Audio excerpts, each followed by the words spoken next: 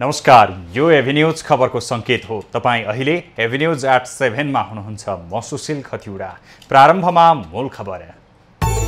चुनावमा प्रत्यक्षतर्फ आधा सीटमा महिला उम्मेद्वार हुनुपर्ने प्रस्ताव संसदमा।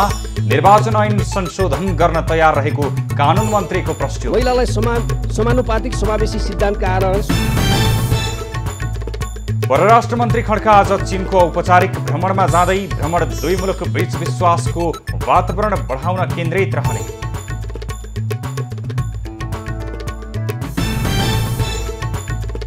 आगामी 2 साता कोरोना संक्रमण दर उच्च हुने स्वास्थ्य मन्त्रालयको प्रक्षेपण। एकै दिन 1000 भन्दा बढी संक्रमित थपिए, 2 जनाको मृत्यु।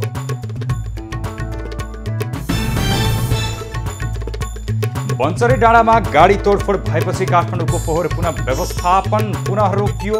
तोडफोडमा संलग्नलाई कारबाही गर्ने बालेनको चेतावनी। नर्भिक अस्पतालको अतिक्रमित संरचना भत्काउने निर्णयबाट काठमाडौँ महानगर पछि हट्यो। अध्ययन समिति गठन गर्न कमिटीले के भन्छ हाम्रो राजले बल्ल आउनुहुन्छ। अब खबरको सिलसिला प्रारम्भ गरौं महिला सांसदको माग सम्बन्धी प्रसङ्गबाट। प्रतिनिधि सभाका सांसदहरूले आगामी प्रदेश तथा संघीय निर्वाचनमा प्रत्यक्षतर्फ 50% महिला उम्मेदवारीको सुनिश्चितता हुनुपर्ने बताएका छन्। प्रतिनिधि सभाको आजको बैठकमा जरुरी सार्वजनिक महत्त्वको प्रस्तावमाथिको छलफलमा सांसदहरूले संविधानले सम्बोधन गरेको समानुपातिक समावेशी सहभागिताको सुनिश्चितता हुनुपर्ने बताएका हुन्। प्रत्यक्ष निर्वाचन र समानुपातिक निर्वाचन प्रणालीमा महिला र पुरुष दुवैको समान प्रतिनिधित्व हुनुपर्ने महिला सांसदहरूको भनाइ छ। समानुपातिक निर्वाचन प्रणालीबाट चुनिएका सांसदलाई विभेद गरिएको पनि सांसदहरूले गुनासो गरेका छन्। सांसदहरूले निर्वाचन क्षेत्रहरूमा महिला लक्षित रिजर्भ सिटको व्यवस्था गर्नुपर्ने सुझाव पनि दिएका छन्। केहीले निर्वाचन प्रणालीमा नै समस्या रहेको भन्दै सच्याउनुपर्ने अडान पनि राखेका छन्। बैठकमा भाग लिने अधिकांश सांसदहरूले आगामी प्रदेश तथा संघीय निर्वाचनमा समानुपातिक समावेशी प्रतिनिधित्वको सुनिश्चित गर्दै प्रत्यक्षतर्फ महिलाको सहभागिता बढाउन ध्यानाकर्षण समेत गराएका छन्। यसैबीच कानुन, न्याय तथा संसदीय मामिला मन्त्री गोविन्द प्रसाद शर्मा कोइरालाले प्रदेश सभा र संघीय संसदको निर्वाचनमा महिलाको समानुपातिक सहभागिता गराउन कानुनी अडचन हटाउन सरकार तयार रहेको बताएका छन्। प्रतिनिधि सभाको आजको बैठकमा महिला प्रतिनिधित्व सुनिश्चित गर्न राखिएको ध्यानाकर्षण प्रस्तावमाथिको छलफलमा उनले सरकार आवश्यक कानुन परिमार्जन गर्न तयारी रहेको पनि जानकारी दिएकी हुन्। मन्त्री कोइरालाले महिलाको समान सहभागिताका लागि राजनीतिक इच्छाशक्ति बढाउनु पर्ने राज्यको सबै निकायमा महिलालाई समानुपातिक समावेशी सिद्धान्तका आधारमा सहभागी हुने हक सुनिश्चित गर्यौं। धारा 42 मा सामाजिक न्यायको हक अन्तर्गत महिलालाई समानुपातिक समावेशी सिद्धान्तका आधारमा राज्यका निकायमा सहभागी हुने हकको व्यवस्था गर्यौं। मन्त्री कोइरालाले सरकारले सन् 2030 सम्ममा सङ्घमा 40%, प्रदेशमा 42% महिला प्रतिनिधित्व गराउने लक्ष्य राखेको पनि जानकारी दिए। यसअघि जरुरी सार्वजनिक महत्त्वको प्रस्ताव राख्दै एमाले सांसद बिन्दा पाण्डेले आगामी प्रतिनिधि सभा र प्रदेश सभा निर्वाचनमा प्रत्येक दलले लैङ्गिक आधारमा समानुपातिक संख्यामा उम्मेदवारी दिने व्यवस्था गर्न माग गरिन्। 2 पटक निर्वाचित भइसकेपछि प्रदेश सभा र संघीय संसदमा कम्तीमा 1/3 महिला सहभागिता हुनुपर्छ भन्ने व्यवस्था गरिएको छ र ओडाहरूमा 50% महिला निर्वाचित गर्नुपर्ने व्यवस्था गरिएको छ, जुन कुरोलाई हामीले कार्यान्वयन पनि गरेका छौं। सांसद पाण्डेले संघीय संसद र प्रदेश सभा दुवैमा एउटा व्यक्ति एउटै निर्वाचन क्षेत्र र एउटै निर्वाचन प्रणालीबाट निरन्तर बढीमा 2 पटक मात्रै उम्मेद्वार हुन सक्ने व्यवस्था गर्नुपर्ने समेत बताएका छन्। एउटै आजीवन उम्मेद्वार भइरहने र अरू आजीवन कसैका लागि मतदाता मात्रै बन्ने अवस्थाको अन्त्य हुनुपर्ने उनको भनाइरहेको छ। परराष्ट्र मन्त्री डाक्टर नारायण खड्का आज छिमेकी मित्र राष्ट्र चीनको भ्रमणका लागि बेजिङ जाँदैछन्। चिनिया समकक्षी वाङ यीको निमन्त्रणामा उनी आज साँझ चीन प्रस्थान गर्न लागेका हुन्। मन्त्री खड्का 11 सदस्य टोलीको नेतृत्व गर्दै चीनको 3 दिने भ्रमणमा जान लागेका हुन्। खड्काको भ्रमण दुई मुलुक बीच विश्वासको वातावरण बढाउन केन्द्रित रहने परराष्ट्र मन्त्रालयले जनाएको छ। मन्त्रालयका अनुसार मन्त्री खड्काले चिनिया विदेश मन्त्री वाङसँग बुधबार भेटवार्ता गर्ने तालिका छ। उनले चीनसँग सान्तोङ प्रान्तको छिङताओमा भेट्ने कार्यक्रम छ। भ्रमणमा दुई मुलुक बीचको आपसी हितका विविध विषयमा छलफल हुने बताइएको छ। शेरबहादुर देउबाको नेतृत्वमा 1 वर्ष अघि सरकार गठन भएपछि पहिलोपटक चीनतर्फ उच्च तहको भ्रमण हुन लागेको हो। मन्त्री खड्का बिहिबार स्वदेश फर्कने कार्यतालिका रहेको छ। नेपालमा एकै दिन 1090 जनामा कोरोना भाइरसको संक्रमण पुष्टि भएको छ। 2958 जनाको PCR विधिबाट परीक्षण गर्दा 560 र 3342 जनाको एन्टिजेन विधिबाट परीक्षण गर्दा 530 जनामा कोरोना संक्रमण पुष्टि भएको हो। पछिल्लो 24 घण्टामा काठमाडौँ उपत्यकामा 397 जना कोभिड-19 का संक्रमित थपिएका छन्। आज काठमाडौँमा 304, भक्तपुरमा 21 र ललितपुरमा 72 जना संक्रमित थपिएका हुन्। यससँगै उपत्यकामा सक्रिय संक्रमितको संख्या 3968 पुगेको छ। आज 438 जना कोरोना संक्रमण मुक्त भएका छन्। यो सँगै हाल देशभर सक्रिय संक्रमितको संख्या 5806 रहेको छ। स्वास्थ्य मन्त्रालयका अनुसार सक्रिय संक्रमित मध्ये 5593 जना होम आइसोलेसनमा र 213 जना संस्थागत आइसोलेसनमा छन्। अस्पतालमा रहेका मध्ये 61 जना आइसियुमा र 7 जना भेन्टिलेटरमा रहेको स्वास्थ्य तथा जनसङ्ख्या मन्त्रालयले जनाएको छ। पछिल्लो 24 घण्टामा थप 1,71,837 जनाले कोरोना विरुद्धको खोप लगाएका छन्। आज 2 जनाको संक्रमणका कारण मृत्यु भएको छ। यससँगै कोरोनाबाट मृत्यु हुनेको संख्या 11,974 पुगेको छ।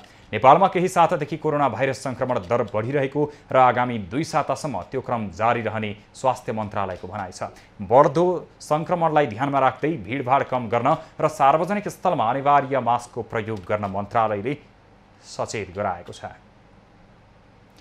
केही समय कम देखिएको डेङ्गु संक्रमण पुनः बढ्ने क्रममा छ। विशेष गरेर एडिस एजिप्टाई जातको लामखुट्टेको टोकाइबाट लाग्ने यो रोग पछिल्लो 6 महिनामा बढ्ने क्रममा देखिएको हो।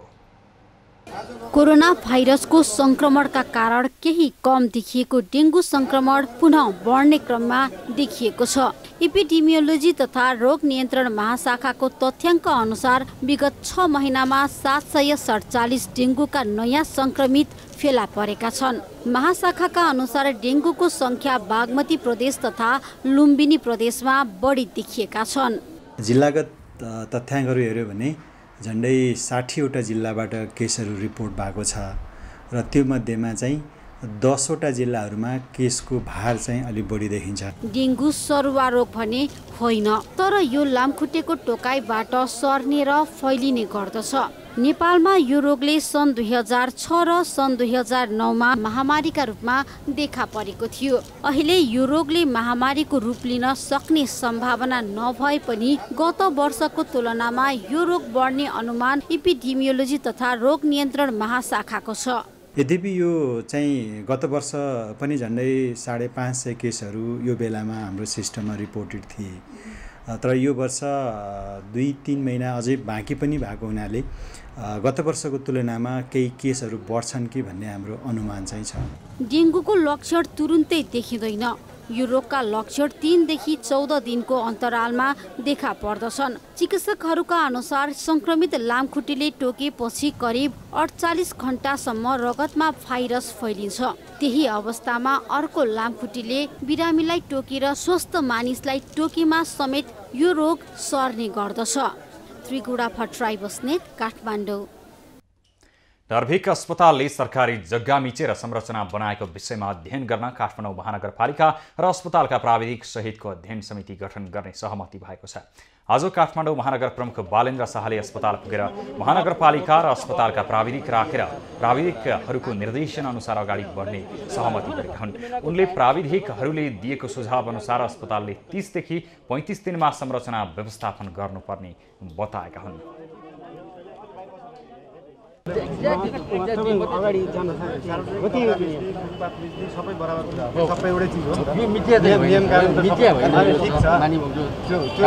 तपाईको लिज एग्रीमेन्ट छ, मलाई के समस्या छैन। हो त्यो मिडिया होइन, डेफिनेटली कुरा मान्नु। तपाईलाई क्याबिनेटले अहिले यो नक्सा यो भने हामीलाई के समस्या के मतलब मिडिया यो क्याबिनेटले दिनु पर्छ। यसअघि महानगरले नर्भिकलाई सार्वजनिक जग्गाको संरचना हटाउन 24 घण्टे अल्टिमेटम दिए पनि तत्काल नभत्काउनु भएको छ। अस्पतालका अध्यक्ष राजेन्द्र बहादुर सिंहले सरकारसँग भएको जग्गा भाडाको सम्झौताको पूर्ण रूपमा पालना गरेको दावी गरेका छन्। सिंहले महानगर र अस्पतालको प्राविधिकहरूको समितिले दिएको सुझाव अनुसार अगाडि बढ्ने बताएका छन्। सरकारले जे तोका त्यसमा मापदण्ड छौँ र हाम्रो मकसद भने सेवा गर्ने हो। स्वास्थ्य संवेदनशीलमा हामीले सेवा गरिरहेको छौँ। आज भनौँ त्यो अहिले भत्काउने कुरा भएर भोलि त्यहाँ पेसेन्ट मऱ्यो भने जवाफ चाहिँ को हुने अक्सिजनको? त्यही कुरा मैले उहाँलाई भनेको छु। प्रोसेस त उहाँले कमिटी गठन गरे त्यसपछि हुने भयो। उहाँहरूले कमिटी गठन गरेपछि कमिटीले के भन्छ हाम्रोमा राय दिएपछि बल्ल आउने हो त्यो त। नर्भिक अस्पतालले आफूले कानुन अनुसार जग्गा भाडामा लिएको र त्यहाँ अस्पतालका लागि अत्यावश्यक अक्सिजन सहितका सामग्री भण्डारणमा रहेको बताइएको छ। अस्पताल र महानगरबीच समिति बनाउने र उसकै सिफारिस अनुसार अघि बढ्ने सहमति भएको छ। नर्भिक अस्पतालले लिजमा लिएको 1 रोपनी 8 आना जग्गाको पश्चिमतर्फ सम्झौता विपरीत र नक्सा पास नगरी घर टहरा बनाइएको महानगरको दाबी छ। महोत्तरीमा निर्माणाधीन 1000 शय्याका मेडिकल कलेज योजना अलपत्र परेको छ। सामुदायिक वन मासेर कलेज निर्माण गर्न लागेको भन्दै सर्वोच्चमा परेको रिटमा पक्षमा प्रारम्भिक सुनवाई नभएपछि अलपत्र परेको हो। पूर्वाधार निर्माणमा 10 करोड खर्च भइसकेको छ।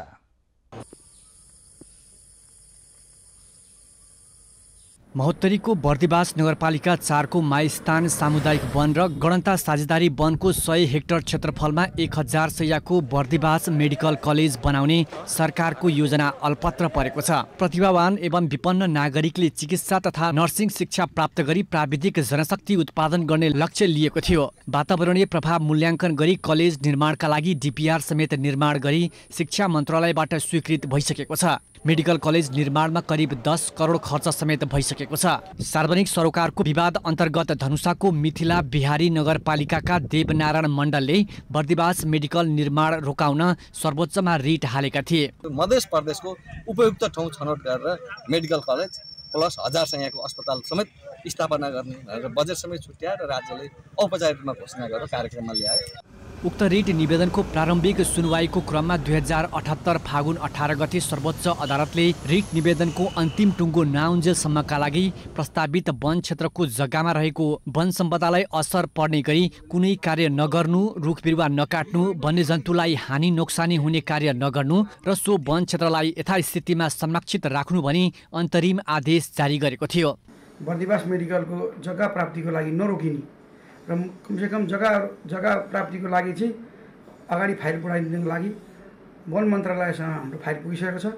वन मन्त्रालयमा ल्याएर क्याबिनेटमा पास गरिदिनुको लागि हामीले हार्दिक अपिल। राज्यको करोडौं रुपैयाँ खर्च भइसकेको अवस्थामा अदालतमा रिट हालेर मेडिकल कलेज निर्माणमा भाँजो हाल्ने काम कदापि गर्न सुहाउँदैन।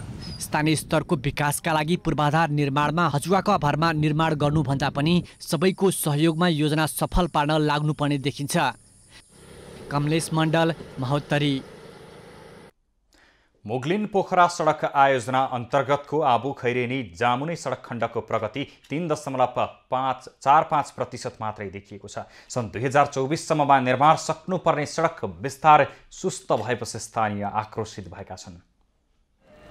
मुगलिन पोखरा सडक आयोजना अन्तर्गतको आबु खैरेनी जामुने सडक खण्ड निर्माणमा ढिलाइ हुँदा सडक वरपरका बासिन्दा शास्ति बिहोर्न बाध्य छन्। स्थानीयमा ठुलो धुवाका कारण विभिन्न रोग देखिन थालेको छ। बालबालिकालाई धुवा धुलोबाट कसरी जोगाउने भन्ने चिन्ता समेत उनीहरूमा छ। यहाँका कर्मचारीहरू छन्, अब पानी हाल्न के अरे लिएर आएको टिप्परहरू उनीहरूलाई पानी हाल्नु भन्दाखेरि पानी हाल्दैनन् उनीहरूले। अब हामी सधैँ के अरे आफ्नो साधन लिएर के अरे कम्पनीमा गएर कति धाउनु, गएर एकछिन करायो अनि त्यहाँबाट ल आउँछु भन्छ कराउन्जेल, अनि त्यहाँबाट कराउँदा अनि एकछिनपछि आयो, त्यहाँबाट आउँदैन उनीहरू। निर्माण कम्पनीले सडक निर्माणमा देखाएको लापरवाहीका कारण आफ्नो घर समेत जोखिममा परेको सडक प्रभावितहरूको गुनासो छ। हामीलाई त अहिले समस्या छ। अब यताबाट बाटो नि बनाइदिए छैन, यहाँ भत्केर गइरह, अनि यहाँ टोइलेटको सेफ्टी ट्याङ्की नि नजिकै पुगेछ। हामी अस्ति चौकीमा गएर नि गुनासो गऱ्यौँ, अनि सरहरू आउनुभयो, यहाँ हेरेर यसो सरजमिनहरू गरेर मजुल्का उठाएर निवेदनहरू लेखेर त लानुभएछ के अरे। सडकमा भएका खाल्टाखुल्टीले सवारी आवत जावतमा समस्या परेको छ। सडक समयमा नबन्दा सडकमा खटिने प्रहरी र सवारी चालकहरू समेत मारमा परेका छन्। धुलोले गर्दाखेरि स्थानीयदेखि लिएर हामी प्रहरी सबैलाई चाहिँ अलिकति शास्तिको कारण नै त्यही नै छ। नेपाली निर्माण व्यवसायीहरूलाई उपेक्षा गर्दै विदेशी दात्री निकायको ऋण सहयोगमा आयोजनाहरू विदेशी निर्माण कम्पनीलाई सुम्पिँदा सडक नबन्नुको उदाहरण आबु खैरिने जामुने सडक भएको नेपाली निर्माण व्यवसायी महासङ्घको आरोप छ। अहिले ठुला आयोजनाहरू चाहिँ विदेशी निर्माण कम्पनीलाई मात्रै प्राप्त हुने गरेर आयोजनाहरू डिजाइन भएको छ। एसियाली विकास बैङ्कको 6 अर्ब 21 करोड 31 लाख 13 हजार ऋण सहयोगमा 41.45 किलोमिटर सडक विस्तार भइरहेको हो। सडक 2024 अप्रिलमा निर्माण सक्नुपर्ने भए पनि अहिलेको गतिले त्यो समयमा आधा काम पनि नहुने देखिन्छ। ठुला सडक आयोजना स्वदेशी दक्ष निर्माण व्यवसायी भन्दा विदेशीलाई दिने कार्यले धेरै राष्ट्रिय गौरवका आयोजना अलपत्र परेका छन्। सडक पूर्वाधारमा पनि त्यस्तै अवस्था छ। वनले समयमा रुख नकाट्ने, विद्युतका पोल हटाउन पहल नहुने कारणले पनि सडक निर्माणमा ढिलाइ भइरहेको छ। निर्माण अवधि लम्बिँदा विदेशी ऋण बढेको छ भने सर्वसाधारणले पनि उत्तिकै शास्ति बिहोर्नु परेको छ। खबरको सिलसिला अझै जारी छ, हामीसँगै रहनुहोला। अब बाँकी खबर। प्रधानमन्त्री शेरबहादुर देउबाले आदिवासी जनजातिहरूको भाषा, संस्कृति र लिपिको संरक्षण गर्नु राज्यको दायित्व भएको बताएका छन्। 28औं विश्व आदिवासी दिवसको अवसरमा आयोजित कार्यक्रममा उनले आदिवासी जनजातिको भाषा, संस्कृति र लिपिको संरक्षणका लागि सरकार गम्भीर रहेको बताएका हुन्। प्रधानमन्त्री देउबाले नेपालमा विभिन्न जात जाति, भाषा, धर्मका मानिसहरू बसे तापनि सामाजिक सद्भाव र सहिष्णुता राम्रो रहेको भन्दै यस प्रकारको सहिष्णुतालाई दीर्घकालसम्म अक्षुण्ण राख्नुपर्ने बताए। यस अन्तर्गत विभिन्न सूचीकृत आदिवासी जनजातिहरू जीवित मातृभाषाहरू छन्। यी सबै समुदाय तथा तिनका मूल्य भाषा, संस्कृति र लिपिको संरक्षण गर्नु राज्यको दायित्व हो। यसतर्फ सरकार गम्भीर छ। प्रधानमन्त्री देउबाले आदिवासी जनजातिहरूको हक हितको संरक्षण तथा सम्वर्धनका लागि आफू सधैँ प्रतिबद्ध रहेको बताए।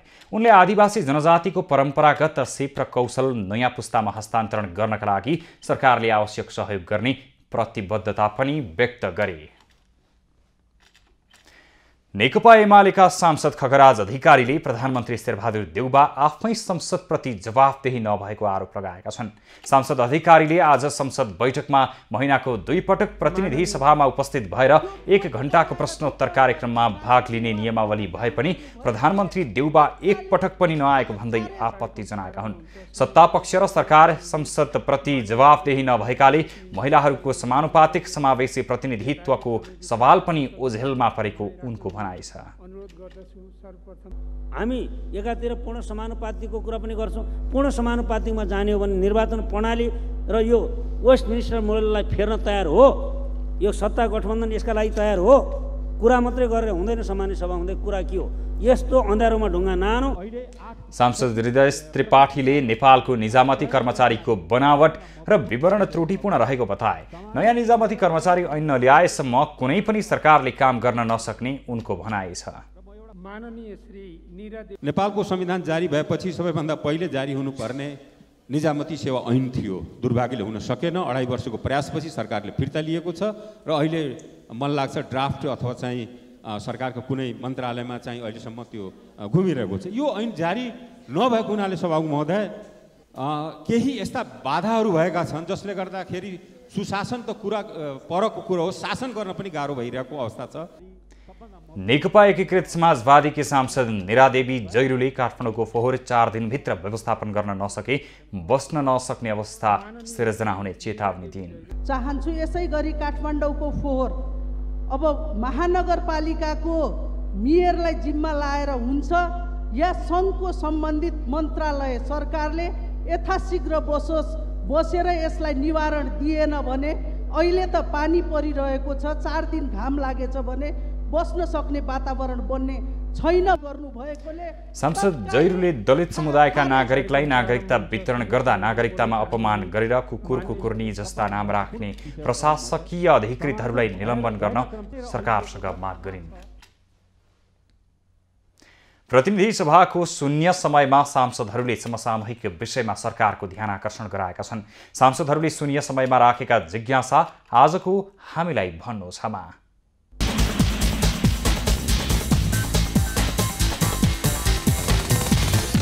दलित हलिया चरुवा हरुवा चरुवाहरूले र कमलरीहरूको समस्या समाधान भएको छैन। यसको निमित्त समस्या समाधान छिट्टै होस् र मुक्त हलिया हरुवा चरुवाहरूलाई पुनर्स्थापनाको व्यवस्था होस्। सिंहदरबारमा कर्मचारीहरूको आन्दोलन छ। शाखा अधिकृत माथिका कर्मचारीको तलब 24 देखि 26% बढ्ने, नासुदेखि तलको कर्मचारीको 15% भन्ने विषय नै स्पष्ट हुन्छ।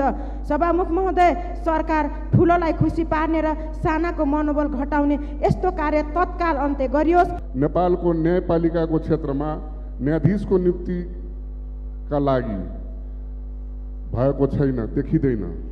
त्यसैले मधेसी, आदिवासी, जनजाति, थारू, मुस्लिम र पिछडिएको समुदायलाई समानुपातिक समावेशी सहभागिता सुनिश्चित गर्नको लागि सभामुख महोदय मार्फत सरकारसँग जोरदार माग गर्न चाहन्छु। गैराती काठमाडौँ उपत्यकाको फोहोर व्यवस्थापनका लागि प्रयोग गरिने गाडीमाथि तोडफोड भएको छ। बन्सरी डाँडा स्यानिटरी ल्यान्डफिल साइटमा फोहोर व्यवस्थापनमा परिचालन हुने काठमाडौँ महानगरपालिकाका 2वटा डोजर, एउटा स्काभेटर तथा काठमाडौँबाट फोहोर बोकेर गएका गाडीमाथि आलेटार नजिक पार्किङ गरेर राखिएको अवस्थामा तोडफोड भएको हो। धादिङ र नुवाकोटको सिमाना नजिकै पार्किङ गरेर राखिएको फोहोर बोकेका 14वटा टिप्पर सोमबार राति तोडफोड गरिएको छ। तोडफोड भएका सवारी साधनहरू फोहोर मैला व्यवस्थापन गर्ने कम्पनी र निजी क्षेत्रका हुन्। गाडी तोडफोड भएसँगै आजबाट काठमाडौँ उपत्यकाको फोहोर व्यवस्थापनको काम प्रभावित भएको छ। घटनाको बारेमा जानकारी लिनका लागि स्थानीय र प्रहरीबाट अहिले मुचुल्का उठाउने काम भइरहेको छ। तोडफोड गरिएका सवारी तथा उपकरणमध्ये क्याम्पिङ गर्ने र फोहोर पेल्ने काममा प्रयोग हुने डोजर र स्काभेटर चलाउनै नसकिने अवस्थामा रहेको बताइएको छ। यसअघि पनि ल्यान्डफिल साइटका स्थानीयले पटक पटक अवरोध गर्दै आएपछि काठमाडौँ महानगरपालिका र स्थानीय बीच 18 बुँदे सहमति भएको थियो। स्थानीयले माग पूरा नभएको भन्दै भदौ 1 गतेदेखि फोहोर फाल्न नदिने चेतावनी यसअघि नै दिइसकेका छन्। काठमाडौँ महानगरपालिकाका प्रमुख बालेन्द्र शाहले फोहोर व्यवस्थापनका लागि गाडी तोडफोड गर्नेमाथि कडा कारबाही गर्ने चेतावनी दिएका छन्। फोहोर लिएर बन्चरे डाँडा ल्यान्डफिल साइटमा पुगेका 1 दर्जन बढी गाडी आइतबार राति तोडफोड भएपछि प्रमुख शाहले एक विज्ञप्ति प्रकाशित गर्दै कारबाहीको चेतावनी दिएका हुन्। उनले आक्रमणलाई फोहोर व्यवस्थापनलाई निष्कर्षमा पुग्न नदिन गरिएको चलखेलको संज्ञा पनि दिएका छन्। कानुनी रूपमा पनि फोहोर बोक्ने साधनहरूको तोडफोड गर्नु जघन्य अपराध भएको शाहको भनाइ छ। दोषीलाई कारबाहीका लागि महानगरले सम्बन्धित निकायलाई जानकारी गराइसकेको पनि बताएका छन्। प्रमुख शाहले फोहोर व्यवस्थापनप्रति सुरुवातदेखि नै संवेदनशील र क्रियाशील रहेको पनि उल्लेख गरेका छन्। सवारी साधनमा तोडफोड भएपछि मंगलबार फोहोर व्यवस्थापनको काम प्रभावित भएको छ। तोडफोड गरिएका सवारी साधन र उपकरण काम नलाग्ने भएकाले फोहोर तत्कालै उठाउन नसकिने महानगरले जनाएको छ। काठमाडौँबाट सिस्टोल फोहोर लैजान थालेको 17 वर्ष भए पनि सडकको अवस्था भने दयनीय छ। फोहोर बोकेका गाडीले सडक मात्रै बिगारेका छैनन्, आसपासका बासिन्दा समेत मार खेप्न बाध्य छन्। विशेष खबरको साथमा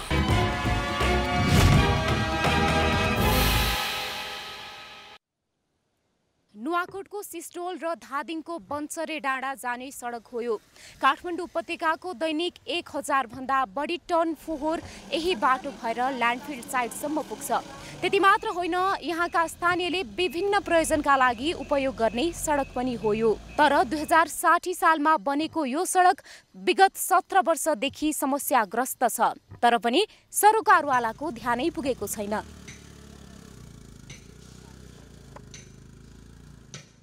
पहिले पटक चाहिँ 60 सालमा यो बाटो बनायो हो, त्यही फोहोरकै लागि फोहोर फाल्नलाई लिएर बनायो उसले। अनि त्यसपछि पिच भएको छैन। अब यो चाहिँ वर्षेनी बर्सातको समयमा अब यो वर्षेनी यस्तै हो।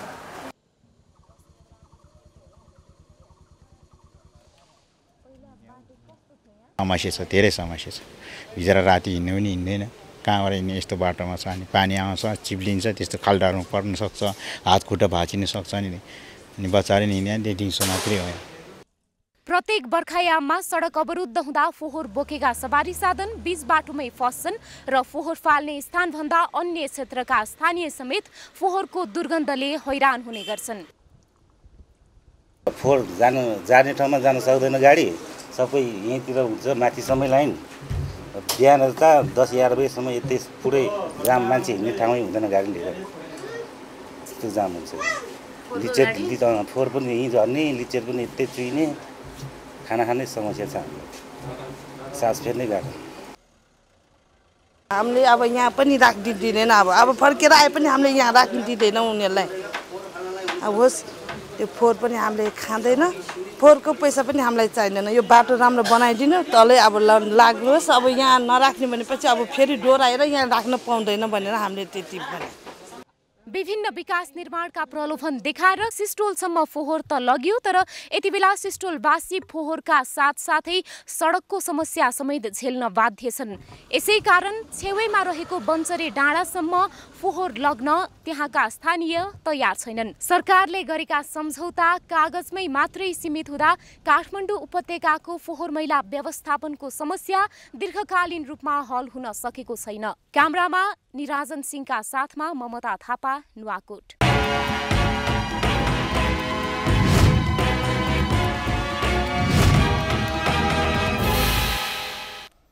नेकपा एमाले प्रदेश र संघीय निर्वाचनका लागि निर्वाचन आयोगमा दल दर्ता गरेको छ। आज एमाले महासचिव शङ्कर पोखरेल, उपमहासचिव प्रदीप गेवाली लगायतका नेताहरू आयोग पुगेर आगामी निर्वाचनका लागि दल दर्ता गराएका हुन्।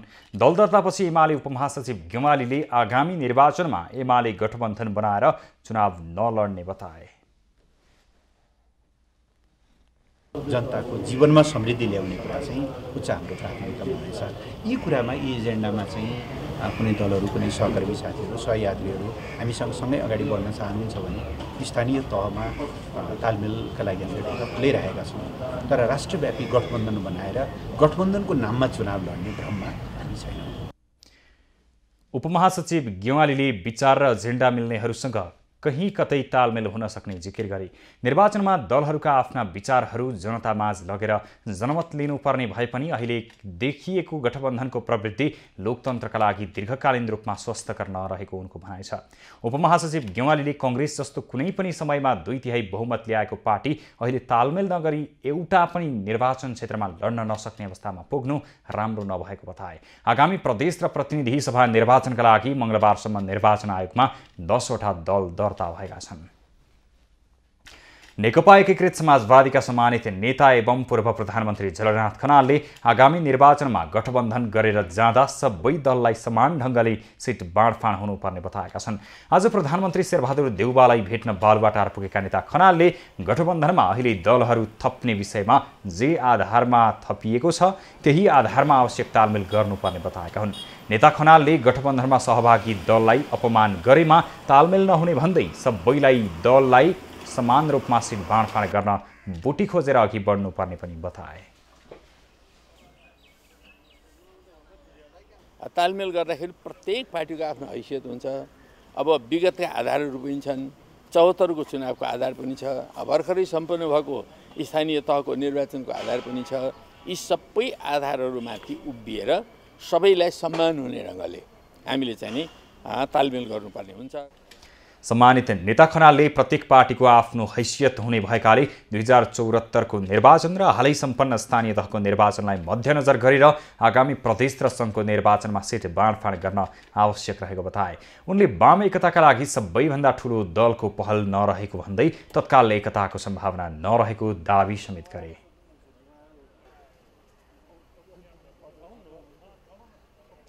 वाम एकता गर्नुको लागि त सबभन्दा ठुलो पार्टीले पहल गर्नुपर्ने, सबभन्दा ठुलो पार्टीको नेतृत्व यसमा तयार भएको देखिनँ मैले।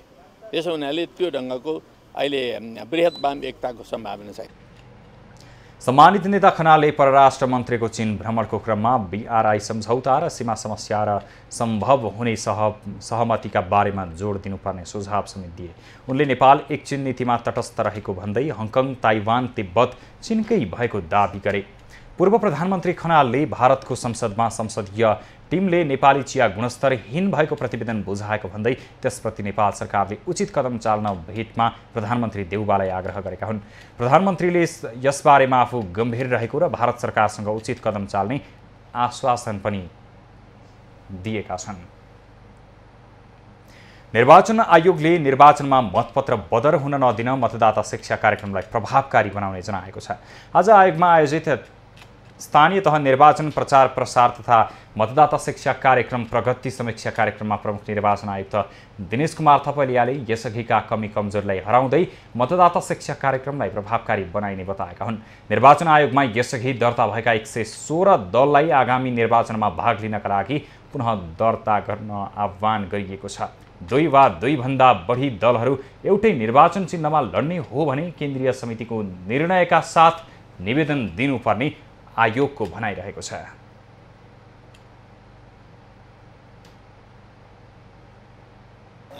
दुई वा 2 भन्दा बढी दलहरू एउटै निर्वाचन चिन्ह लिएर उम्मेदवारी दिन चाहने अथवा निर्वाचनमा लड्न चाहने हो भने सोही बमोजिम तत्त दलको केन्द्रीय समितिबाट निर्णय गराएर आयोगमा कुन दलको निर्वाचन चिन्ह लिएर लड्ने हो सो विषय खुलाई आयोगमा दल दर्ता गराउनुपर्छ।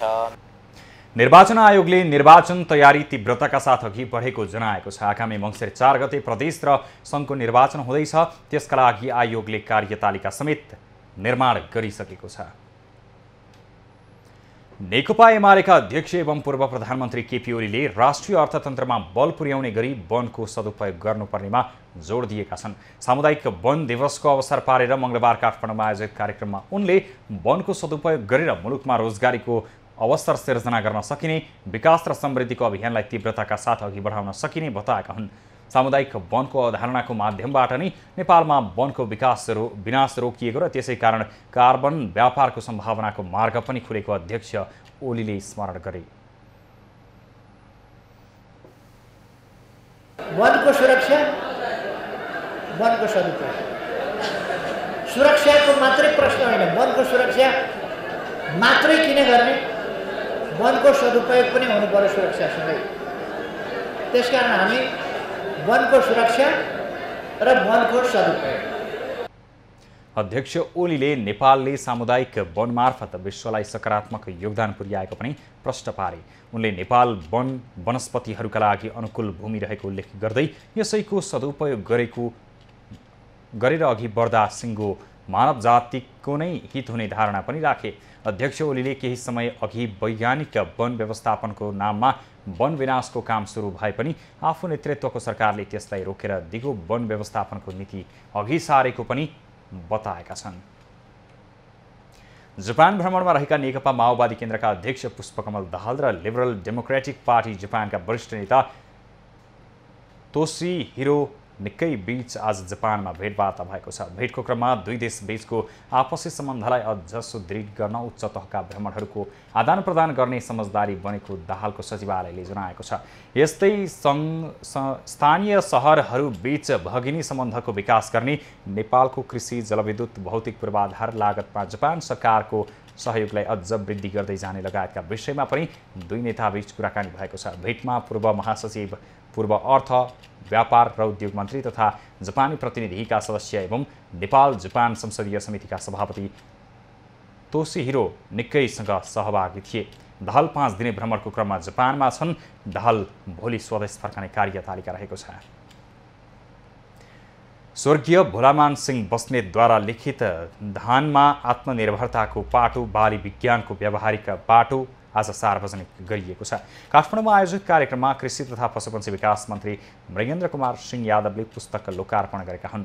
यो क्रममा मन्त्री यादवले मृतक सिंह लगायत नेपालको कृषि क्षेत्रमा योगदान गर्नेहरूलाई राज्यले पुरस्कृत गर्ने बताए। यस पुस्तकमा उल्लेख भएका तथ्य र प्रविधि सम्बन्धी ज्ञानको उपयोगबाट धान खेतीमा उन्नत प्रविधि र प्राविधिक ज्ञान प्राप्त हुने आशा गरेको छु, जसबाट कृषि दाजुभाइ तथा दिदी बहिनीहरू प्रत्यक्ष लाभान्वित हुन सक्नेछन्।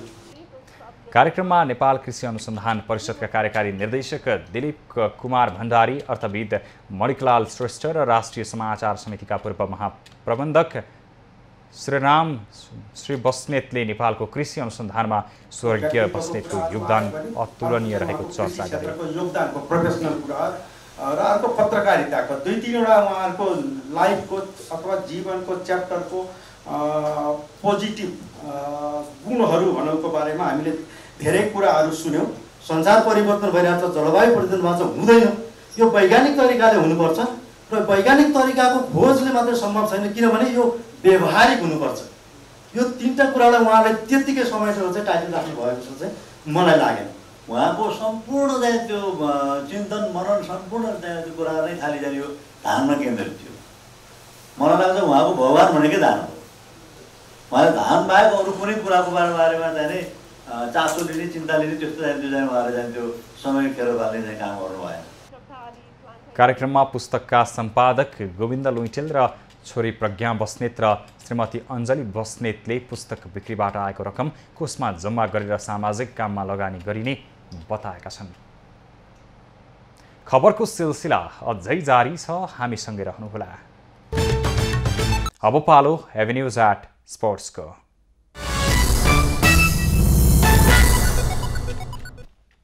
केनियाको T20 र 1 दिवसीय अन्तर्राष्ट्रिय सिरिजका लागि नेपालले टिम घोषणा गरेको छ। नेपाल क्रिकेट संज्ञानले आज सन्दीप लामिछानेको कप्तानीमा 16 सदस्यीय टोलीको घोषणा गरेको हो। टोलीमा सन्दीप लामिछाने, रोहित खड्का, आसिफ शेख, आरिफ शेख, दिपेन्द्र सिंह ऐरी, देव खनाल, आदिल आलम, करण केसे समेटिएका छन्। त्यस्तै ज्ञानेन्द्र मल्ल, सोमपाल कामी, बसिर अहमेद, अर्जुन साउद, पवन सर्राफ, साहब आलम, किशोर महतो र विवेक यादव परेका छन्। वैकल्पिक खेलाडीमा जितेन्द्र मुखिया, भीम कार्की, प्रतीश जीसी र हरिशंकर शाहलाई राखिएको छ। क्यानले घोषणा गरेको टोलीमा पूर्व कप्तान ज्ञानेन्द्र मल्लले पुनरागमन गरेका हुन्। युवा क्रिकेटर किपर अर्जुन साउद पहिलो पटक टोलीमा परेका छन्। नेपालले यही अगस्त 25 देखि सेप्टेम्बर 5 सम्म केनियाको भ्रमण गर्नेछ। नेपालले केनियासँग 5 खेलको T20 र 3 खेलको 1 दिवसीय सिरिज खेल्नेछ। नेपालले सुरुवातमा T20 सिरिज खेल्नेछ। पहिलो T20 अगस्त 25 मा हुनेछ। त्यस्तै अन्तिम T20 अगस्त 30 मा हुनेछ। पहिलो 1 दिवसीय सेप्टेम्बर 2, दोस्रो 1 दिवसीय सेप्टेम्बर 3 र अन्तिम 1 दिवसीय सेप्टेम्बर 5 मा हुनेछ। नेपाली टोली नवनियुक्त मुख्य प्रशिक्षक मनोज प्रभाकरको नेतृत्वमा केनिया जान लागेको हो। अब पालो खास खबरको।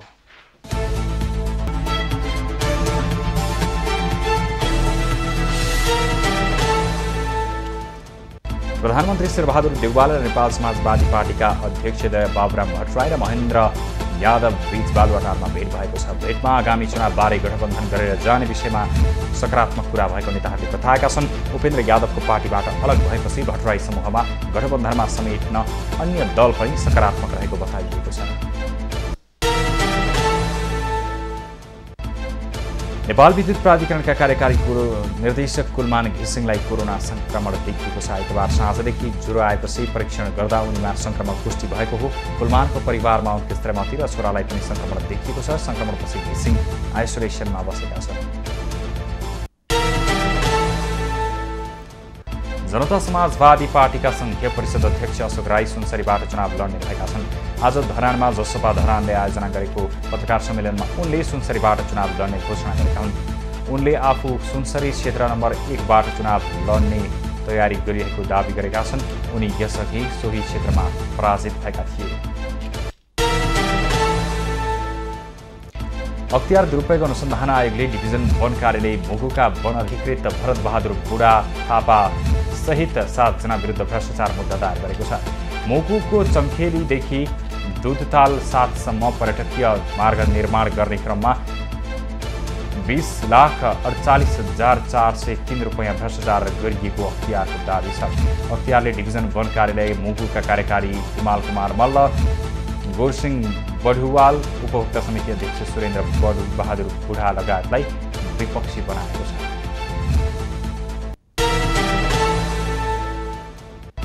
प्रहरीले काठमाडौँबाट 3 जनालाई 74 लाख रुपैयाँ सहित पक्राउ गरेको छ। पक्राउ पर्नेमा भारत राजस्थानका राजु अग्रवाल, सिन्धुपाल्चोकका मेलन सिंह, रामहरि दुलाल र रौतहटको चन्द्रपुरका सुदीप आचार्य छन्। हुन्डी कारोबार हुने गरेको आशंकामा प्रहरीले उनीहरूलाई पक्राउ गरेको हो। उनीहरूबाट विभिन्न व्यक्तिको नाममा काटेको 26,32,850 रुपियाँ बराबरको चेक पनि बरामद भएको छ।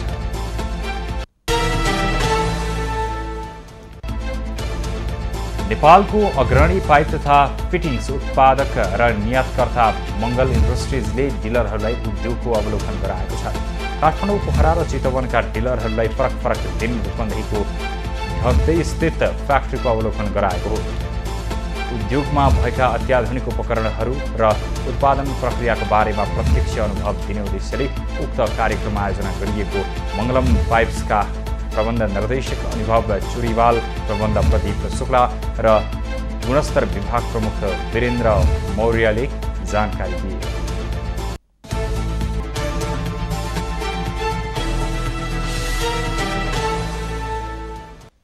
अब पालो एभिन्यूज एट मौसमको।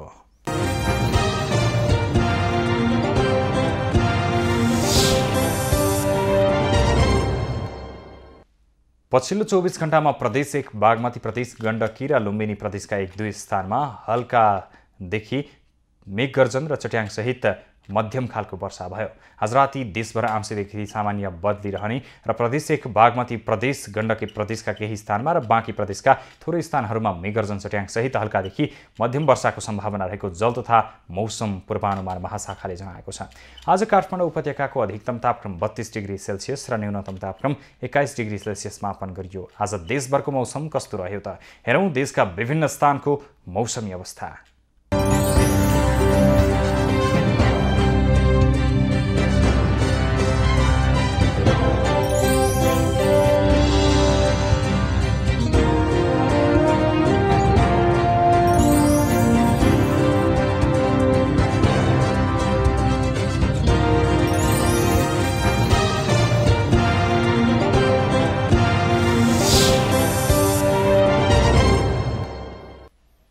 अहिलेलाई खबरको क्रम यति नै। एभिन्यूज खबरका सहित अन्य विस्तृत खबरका लागि www.avenews.tv लगइन गर्न सक्नुहुनेछ। युट्युब, फेसबुक र ट्विटरमा पनि हामीलाई फलो गर्न सकिनेछ। खबरभित्रको खबरका लागि हेर्दै रहनुहोला एभिन्यूज खबर।